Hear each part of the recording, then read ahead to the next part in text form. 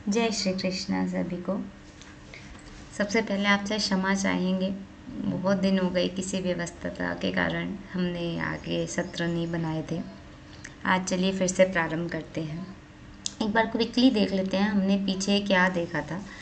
हमने पीछे ये समझा था कि हमें उतना ही मिल सकता है जितना हमारे प्रारब्ध में है। और प्रारब्ध क्या है? पिछले जन्मों के जो हमारे कर्म हैं, संचित कर्म, जब वो पूरे हो जाते हैं, जब उन्हें रिजल्ट देने का टाइम आता है, उसको प्रारब्ध बोलते हैं, जिसको हम किस्मत भी बोलते हैं।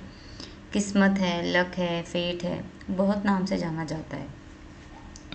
अब हम आगे समझेंगे कि प्रारब्ध और पुरुषार्थ दो चीज़। हम पुरुषार्थ एक और नया हम ऐड कर रहे हैं टर्म, नया शब्द है आपके लिए शायद, तो वो हम समझेंगे। जब सब कुछ प्रारब्ध से होना है तो पुरुषार्थ करना क्यों है? पुरुषार्थ मतलब कि मेहनत, कोई कार्य क्यों करना है? सब कुछ अगर प्रारब्ध के अनुसार ही हमको मिलना है। देखिए, प्रारब्ध और पुरुषार्थ एक दूसरे के अलग नहीं है, ये एक दूसरे के साथ चलने वाली चीज़ है। जैसे कि प्रारब्ध से हमें एक सुंदर सा घर मिल सकता है। हमारी जब किस्मत में घर होगा तो हमें घर ज़रूर मिलेगा, लेकिन उस घर को सुंदर बनाए रखने के लिए पुरुषार्थ लगेगा। इसी तरह से हमें एक जॉब मिल सकती है, लेकिन उस जॉब को चलाए रखने के लिए हमें ऑनेस्टी से काम करना है, ईमानदारी से करना है। किस तरह से हम अपना कार्य करते हैं उसके लिए पुरुषार्थ लगेगा। हमें प्रारब्ध से प्यारे से बच्चे मिलते हैं, लेकिन उन बच्चों को संस्कार देना, उन बच्चों को बड़ा करना, पालन पोषण करना, पुरुषार्थ लगता है उसमें। अब जिस चीज़ में आप पुरुषार्थ लगाते हैं, अगर आप अच्छा पुरुषार्थ लगाएंगे तो वही कल को प्रारब्ध बनेगा। जैसे कि आपके बच्चे आपको बच्चे मिले, संतान मिली, संतान को आपने पुरुषार्थ से अच्छे संस्कार दिए, बड़ा किया। जब आपको वृद्ध अवस्था में उनकी ज़रूरत होगी, ओल्ड एज में, when you will need help of those childrens, वो आपको मदद करेंगे, दे विल हेल्प यू। वो आपको मदद करेंगे क्योंकि आपने पुरुषार्थ किया था, वही आपका प्रारब्ध होगा।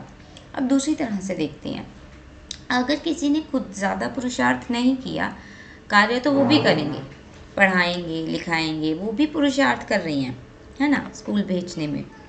लेकिन उन्होंने जो पुरुषार्थ जहाँ सही करना था शायद वहाँ नहीं किया, लेकिन उन्होंने पढ़ाया, लिखाया, सब किया। अब जब बच्चे वो बड़े होंगे तो वो मम्मी पापा का ध्यान नहीं रखेंगे, अपने माता पिता का, पेरेंट्स का। और ये हम आजकल बहुत देख भी रहे हैं। हमने अपने आसपास ऐसे बहुत केसेस देखे हैं, क्योंकि जो पुरुषार्थ सही दिशा में लगाना था बच्चे को बड़ा करने में, शायद वो कहीं मिसिंग रह गया। अब वो वृद्धावस्था में उसको देखेंगे भी।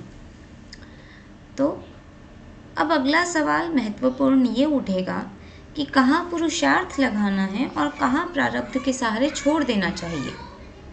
इसके पहले हमको एक, भगवान ने गीता में भी जो हमें समझाया, एक मॉडल, 4 शब्दों को समझना पड़ेगा। पहला आएगा अर्थ, काम, धर्म, मोक्ष। इसकी सही जो प्रायोरिटी है वो धर्म से शुरू होनी चाहिए। धर्म, अर्थ, काम, मोक्ष।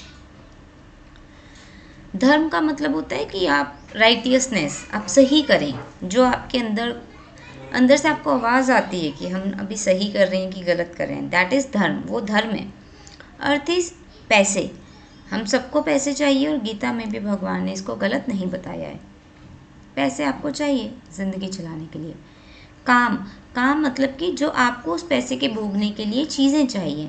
आपको अपने हाथ चाहिए, पैर चाहिए, जिनको हम सेंसेस ऑर्गन्स बोलते हैं। आपको सेंसेस चाहिए, सुनना है, देखना है, बोलना है, सूंघना है, टच करना है, ये आपके हो गए सेंसेस, इंद्रियां।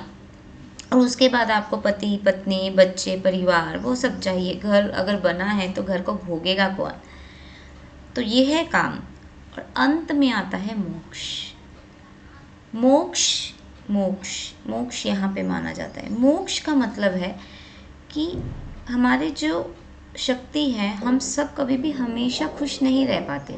खुश रहते हैं, खुशी दुखी, गम दुख, ऐसे चलता ही रहता है। खुशी गम, खुशी गम। हम खुश हमेशा तब रहेंगे जब हम मोक्ष को जानेंगे, मतलब कि भगवान के पास परमानेंट जाना, जन्म और मृत्यु से परे। तो इसको आगे देखेंगे अगले सत्र में। आज के लिए इतना ही। आप सबको जो सत्र अच्छे लग रहे हों आप उसमें अपने कमेंट्स में बता सकते हैं कि आगे किस पे बनाएं। अभी हम ये सीरीज़ को कंटिन्यू करेंगे ऐसे ही, और आप बताएंगे, अपने फीडबैक देंगे, उसके हिसाब से हम चीज़ों को अच्छे से और समझा सकते हैं। चलिए अब आप सबसे विनती लेते हैं। जय श्री कृष्णा।